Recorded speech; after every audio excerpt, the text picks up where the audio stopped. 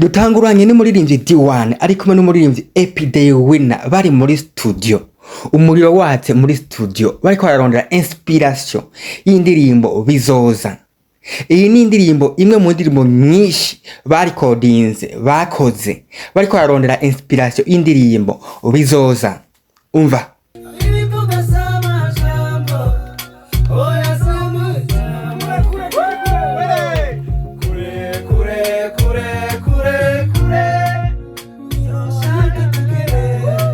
Misemwo kubakora kino kiganiro kubw'impamvu y'abantu benshi bakomeza bambaza ngo ese ibikorwa vya music bimeze gute, bikorwa gute, ese birarusha, ni gute mu bikora?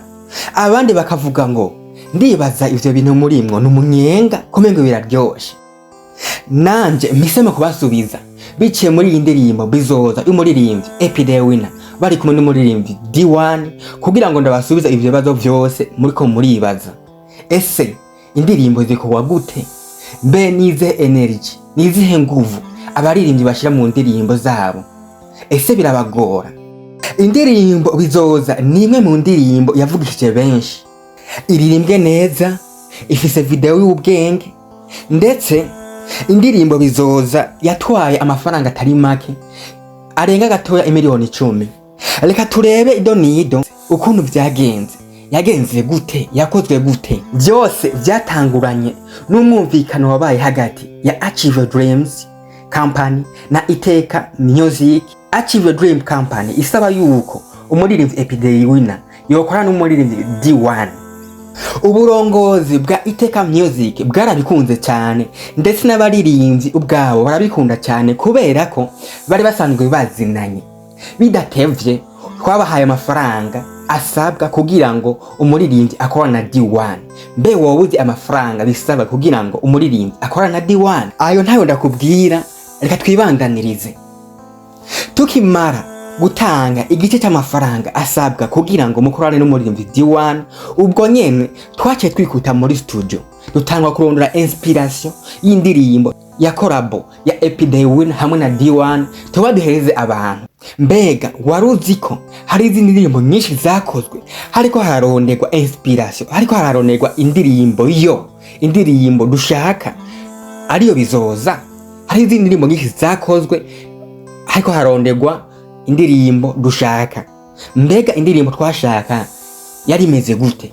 Uburongozi bwa Achieve Dreams bwashaka indirimbo imeze ukukurikira. Uburongozi bwa Achieve Dream bwashaka indirimbo y'urukundo, indirimbo yoroshe gufata ku buryo umuntu wese yoyumviriza rimwe agasigara mu akantu, agasigana akajambo muriwe, nubwo atoba yazimwe uruhara runini kugira ngo ayimenye, ariko muriwe hagasigara mu akajambo kamugumamwo, kaguma gasona muriwe. Donc indirimbo yoroshe gufata. Mu nyuma niho indirimbo Bizoza yaca iza.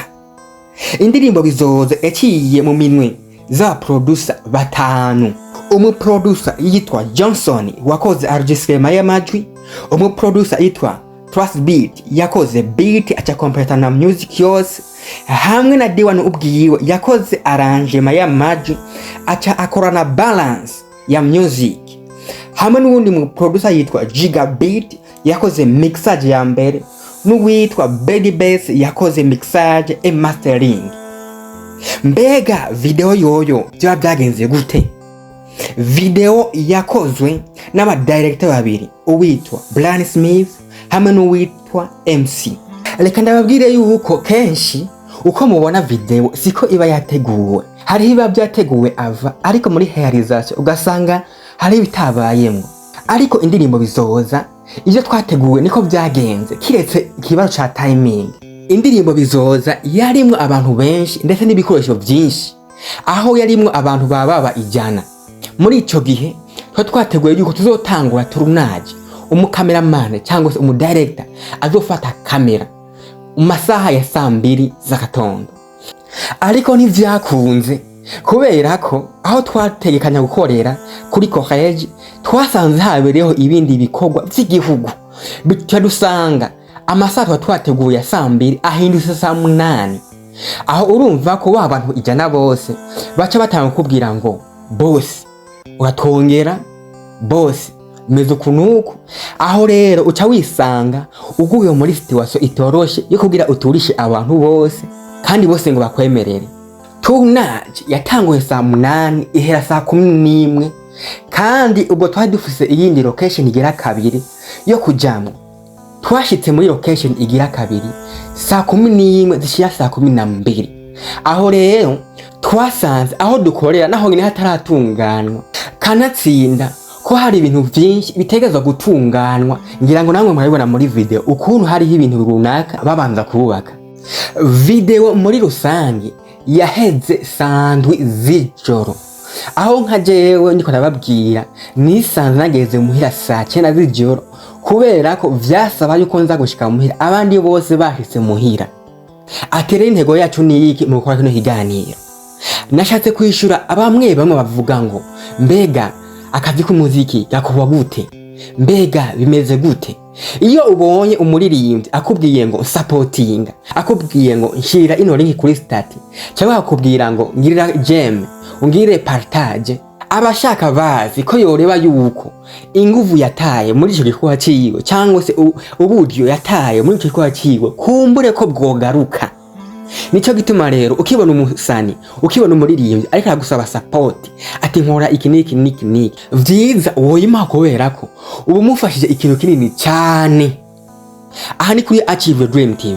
Ibiganiro mutakeka ariko twobazanira nivyo tubazanira kugira ngo bibafashe pushing, bitume namwe mugira courage yo gushitsa izo ndoto zanyu, kugira ngo bitume mumenya cyane, mutahura cyane, na cyane cyane muhigiraho ibintu runaka, na cyane cyane tukabazana ibiganiro tukababwira ubuzima bw'abasani batandukanye, ubuzima bw'ivyamamare bitandukanye, kugira ngo bibe inspire, kugira ngo bibatere intege namwe ivyo murimo, kugira ngo mushiremo inguvu, mushiremo intege nyinshi, kugira ngo murebe ko mwoshitsa indoto zanyu.